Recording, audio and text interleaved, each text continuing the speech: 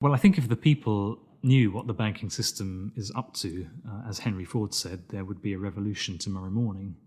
The fact is, most people think that what a bank does is lend you money that someone else has put in the bank previously.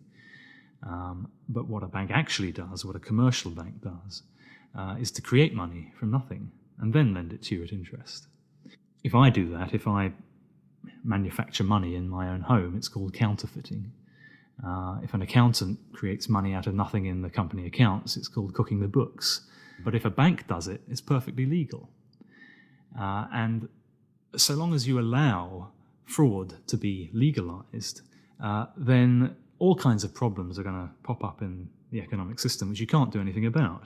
Private banks create money out of nothing and lend it at interest. Now, that sounds absurd. When I teach sophomores, about money and banking and how banks, they never believe it. And so you have to go through it again and again. Yes, banks really do create money. They really do. Here's how it happens. And it's absurd, and they're right to doubt that could possibly be what's really going on. But it is. Now, if the banking lobby is very strong, they're going to say, well, we don't want to change this system. We're making so much money out of it. What we have to do is, A, try and convince the people that it's their fault, that their wage claims are too high, and that's why we're having lots of inflation, or people are speculating on housing, and that's why house prices are going up. What they're not going to say is that this is happening because banks are creating money out of nothing and pumping it into the system, and that's why prices are going up. But how is it that we've ended up with a system in which banks have the power to create money? Since 1971, when President Nixon took the United States off what was left of the gold standard, the world has operated under a system of money known as fiat. The dollar, the pound, the euro are all government fiat currencies. Fiat is a Latin word meaning let it be so. It is the law that this government currency be money. Indeed, without that legal enforcement and the fact that we must pay taxes with this money, that dollar bill or that computer digit that represents a dollar would be pretty much meaningless. Only the government has the power to issue fiat money, but banks can create it through lending. Over the last 40 years, since this system of fiat money became the global norm, the supply of money has grown exponentially. In fact, we've seen the greatest growth in the supply of money in history. But who benefits? Of course, those that have the power to issue money, governments and banks. Then, those companies and individuals that get this money early. They can spend it before the prices of the things they want to buy have risen to reflect the new money in circulation. In other words, they get services, products or assets cheap.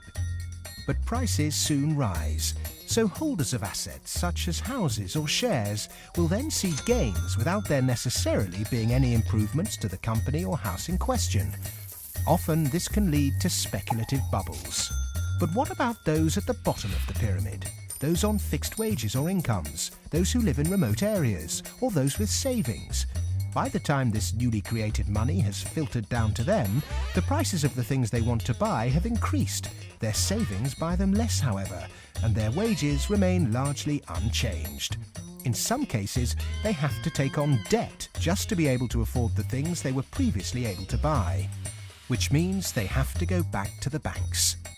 In reality, this process of creating money only redistributes wealth from the bottom to the top of the pyramid, and thus that ever-increasing gulf between rich and poor gets bigger and bigger and bigger.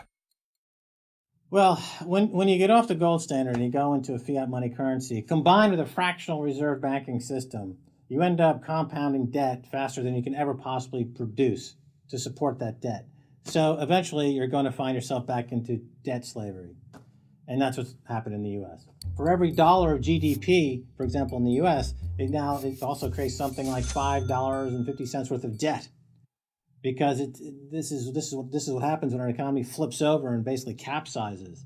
And of course, the government solution now to address all the problems is basically to create more debt. You can never get enough of a currency that doesn't work. You can print it till kingdom comes, but you can't print wealth, and you can't get yourself out of debt by making more debt. If you could print wealth, Zimbabwe would be the largest, most prosperous country on the planet. We all know it doesn't work.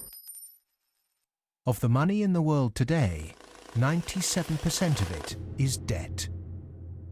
The French philosopher Voltaire once said, "All paper money eventually returns to its intrinsic value, 0."